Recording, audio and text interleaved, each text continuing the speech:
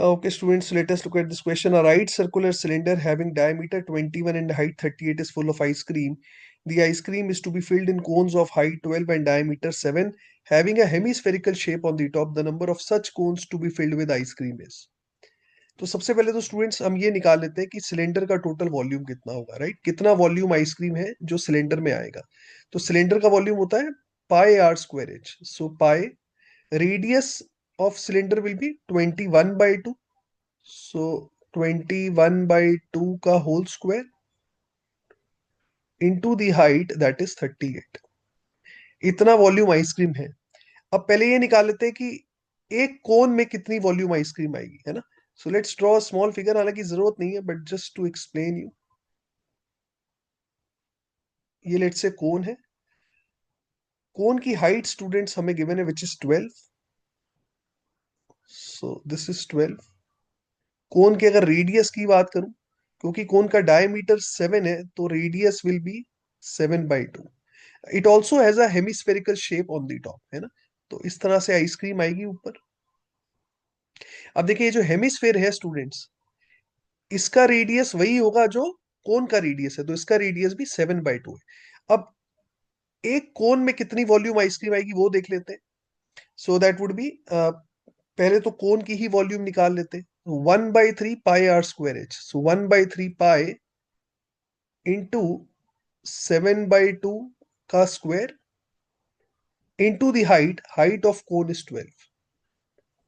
Along with it students, जो hemisphere shape है ना, हेमिस्फेयर का भी अपना वॉल्यूम है, that is 2/3 pi r cube. 2/3 pi r cube. So 2/3 into pi into radius again is 7/2, तो 7/2 का cube.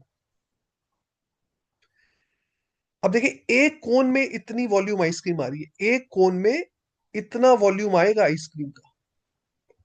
Now we have to find the number of cones that can be filled. तो assume कर लेता हूं कि ऐसे n cons fill हो जाएंगे। So volume of one cone is this much, number of cones I am assuming it to be n, so total volume will be n into the volume of each cone, and this is equal to the total volume of the cylinder, which is pi into 21/2 का whole square into 38। बस अब हमें इसे equate करना है and we have to find the value of n।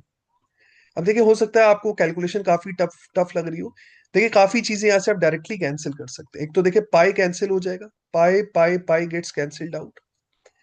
अगर आप ध्यान से ऑब्जर्व करें 7/2 का होल स्क्वायर हर जगह आ रहा है। अगर मैं 7/2 का whole square left hand side पे भी ले लूं और राइट हैंड साइड पे भी ले लूं कॉमन, राइट? तो 7/2 का होल स्क्वायर स्टूडेंट्स अगर आप कॉमन ले लें, here will be left with 3 का स्क्वायर, है ना। बिकॉज 21/2 क्या है? 21/2 इज 7/2 इंटू 3। तो 7/2 का होल स्क्वायर मैंने कॉमन लिया था, so I be left with 3 का square that is 9। So 9 into 38, this is what I be left with, है ना। तो this is equal to n into, अब देखिए 7/2 का होल स्क्वायर मैंने कॉमन लिया था तो ये चीज कैंसिल हो जाएगी students. I will be left with 1/3 into 12। 1/3 into 12 that means 4। यहाँ भी देखिए 7/2 का होल स्क्वायर मैंने कॉमन लिया था तो एक 7/2 यहाँ बच जाएगा स्टूडेंट्स, राइट।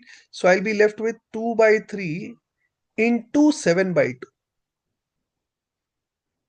अब देखिए कैलकुलेशन काफी आसान है यहाँ से।